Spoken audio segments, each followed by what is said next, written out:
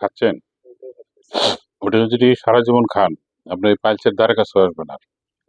ওই মানে এটা হয়তো হলো কষা পায়খানার জন্য। কষা পায়খানা হলে ওই জায়গাটা ছিঁড়ে যায়। তারপরে এই যে মাংস ফোলে, এটাই গ্যাস। তারপর হলো যে ব্যথাটা তো আপনি মনে করেন এটার মধ্যে কষা হলে গিয়ে এটা ফাইটা যায়। এই ফাইটাটা রোগের নাম হলো অ্যানাল ফিসার। ওই কথায় একটা ফিসারও তো ফাটল, অ্যানালও তো বায়ুপথ।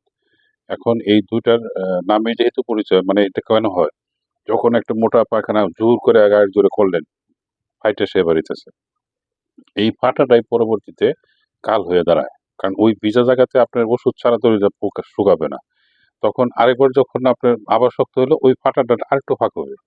এই ফাঁকা হইতে, হইতে অনেক একটা বিশাল গর্তের মতো মাংস গর্তের মতো হয়ে যায়।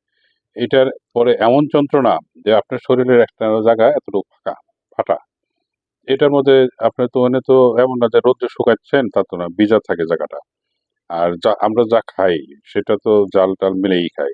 তখন এটার একটা কারণ আরেকটা হলো ফাইটে গেলে যে ব্যথাটা। যেমন রোগী আসে বসতে বলি বসা যাবে না। মানে এত কষ্ট। তো এখানে এটা তার মানে কি আমি যেটা বোঝাচ্ছি যে মূল কিন্তু হলো কষা। এইটা যারা কন্ট্রোল করে এবং আপনার এই পর্যন্ত কোনো রোগী পেলাম না যে আমার পায়খানা স্বাভাবিক কিন্তু আমি পাইলসের রোগী। নাই। হয়তো তো এখন নাই। হয়তো এখন ওই যে ধাক্কা খায় শিকার করে এই ভুসি এই অন্যান্য উপসর্গ খায়। কিন্তু যখন হইছে তখন আবার সেই বলে স্যার ওই সময় ছিল যে কষা ছিল। এইখানে সতর্ক যাবো এখন তো ইয়াং বয়স।